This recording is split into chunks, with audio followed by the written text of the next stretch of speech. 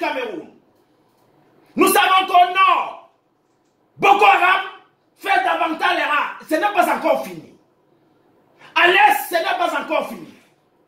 Voilà une affaire qu'on a menée, on a mis dans la zone anglophone.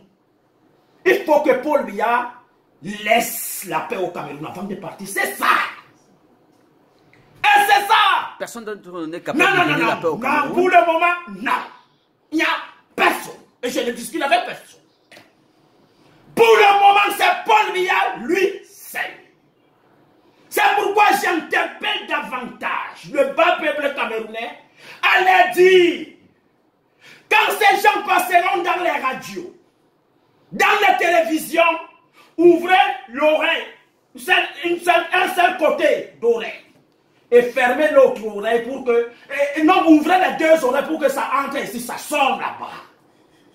Oui! Les gens veulent s'enrichir en disant on va devenir président de la République. Non, Paul Biya pour lui ce n'est pas une affaire d'argent, mais de réaliser son rêve. Qu'on restera dans ce pays à savoir que c'est lui qui a mené la prospérité et la démocratie. Et c'est ça. Ses contradicteurs estiment que ça fait 36 ans, il n'a pu rien faire. Et donc, il faut qu'il libère, qu'il laisse cette place à quelqu'un qui sera capable, justement, de réaliser les projets des Camerounais, de leur donner le bien-être qu'ils espèrent et qu'ils attendent tout le temps et tous les jours. C'est donc des menteurs. Et ce sont des vieux mensonges. L'opposition au Cameroun, c'est une affaire de dormir debout. Il n'y a pas d'opposition au Cameroun. Il n'y a pas. Les autres qui sont candidats dans cette élection, c'est pour s'enrichir. C'est un mépris affiché. Et d'autres appellent Paul Biya pour lui dire pardon, non, on s'embrouille seulement, on veut venir avec toi. C'est quand même un mépris envers ceux qui ont affiché la volonté, ceux qui affichent le courage de challenger le président. C'est pas moi qui pose des questions. Et ils sont nombreux, ils sont 8. Hein, qui... Tu peux me citer toi, non? Alors, il y a Joshua aussi qui est candidat à cette élection présidentielle. Il est de quelle nationalité, lui? C'est un Camerounais. Non. Personne ne va à une élection présidentielle au Cameroun s'il n'est pas Camerounais. Pourquoi il y a les ministres qui ont des doubles nationalités au Cameroun, qui ont été nommés par Belinga et Boutou sans que Paul Biya soit au courant? C'est un autre débat. D'accord. Il y a Cabra Libi dont vous avez parlé. Bon, je vais parler de Cabra Libi. Oui. En une minute. Cabra Libi, c'est un enfant qui nous est né. C'est un fils qui nous a été donné par Dieu. Mon frère, 2018 plus 7, ça fait combien? Ça fait 2025. Cabra sera président de la République en 2025. Mais il est candidat à l'élection présidentielle de 2018. Pour se débrouiller. Et pour avoir un homme. Moi, c'est un enfant que je félicite. Il perd le temps en 2018. Ce n'est pas un perte de temps, on apprend à faire la politique et il faut grandir pour faire la politique. On ne se lève pas un matin, on devient président de la République. Mon Dieu, c'est quoi ça? Vous ne comprenez rien? Monsieur Biya était-il à cette école Biya, pour devenir président de la République? Je vais vous dire, Biya, c'est un don d'abord pour lui. C'est un don. Un don présidentiel? Oui. Il a le don de la présidence? Oui. Biya, c'est un don d'abord. Et Jésus disait, personne ne peut avoir. Personne ne m'enlèvera ce que Dieu m'a donné. Ce n'est pas tout le monde qui a le don. Mais moi je l'ai dit, Cabra Libi. À un moment on a pensé à Kanto. Et aujourd'hui c'est nul. Son nom n'est pas... On ne prononce plus son nom. C'est Cabral. Moi je suis un homme juste. Quand c'est bon, c'est bon. Vous croyez que partout, même les fantômes dans toutes les régions réclament Paul Biya, qu'ici ils disent que c'est Paul Biya, les fantômes. Et que quelqu'un d'autre, et que les enfants d'hier, on ne connaît pas dans l'autre localité, vont gagner Biya comme ça. Le candidat des fantômes? Non, je voulais dire que même les anges reconnaissent partout que c'est lui. Il faut bien comprendre. Je parle comme un vieillard.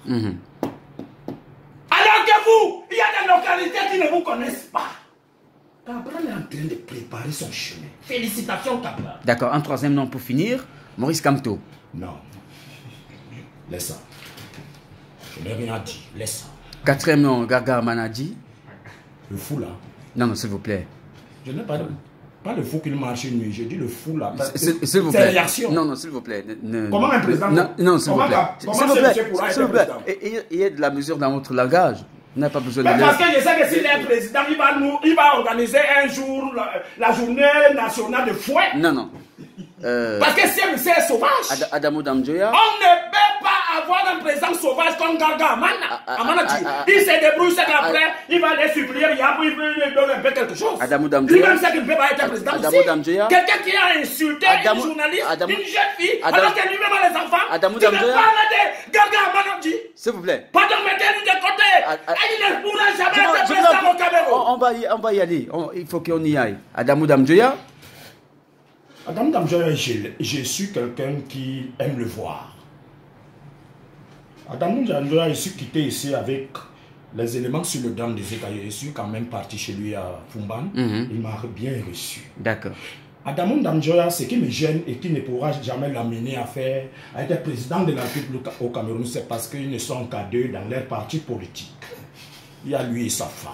Et sa femme aussi balance les chaussures aux députés et tout. Ça, c'est pas une bonne image. C'est pas bien. Non, mais s'il fallait s'arrêter à ce nombre-là, on dirait que c'est faux. Ils ne sont pas que deux. Parce qu'il y a également Koupit Adamou, qui est dans ce parti-là.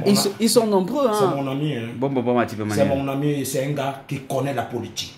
Je vous dirais même... Ça fait 3. Je vous dirais même que Adamo Koupit connaît la politique plus qu'Adamo Damjoya, plus que cette femme qui est pour rien à l'Assemblée nationale. Ne les divisez Parce pas. que c'est... Non!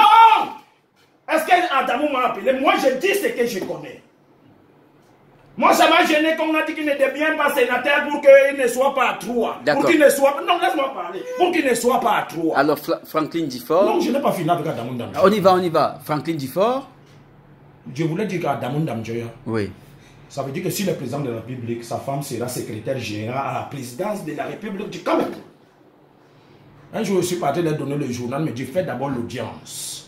Rien que donner le journal. Madame Adamo Damjoya dit faites d'abord l'audience. Ça veut dire que si elle est déjà chantou, ça sera que quand tu vas même aller chez eux, tu marches 20 km à pied, tu leur montres d'abord que les pieds tombent brouillés les genoux avant qu'elle te les soit. Jamais! Ils ne seront jamais président de la République. Moi je le dis, Cabral en 2025. Maintenant, c'est encore le nom. Franklin Difford. Je ne le connais pas, c'est un nom que je n'ai jamais suivi. C'est un nom que je n'ai jamais vu. C'est un nom... Attends, lui vient seulement lorsqu'il y a la campagne présidentielle. C'est qui? Son parti, c'est quoi? C'est un pasteur. Pasteur Pasteur de quoi? Pasteur de réveillez-vous. De l'église. De réveillez-vous. Je ne sais pas ce que vous appelez de réveillez-vous. Hein. Sima Singam, lui étant pasteur, n'a rien fait à la CONAC. C'est ce pasteur qui va venir gérer le Cameroun. Pardon, je ne connais pas ce nom.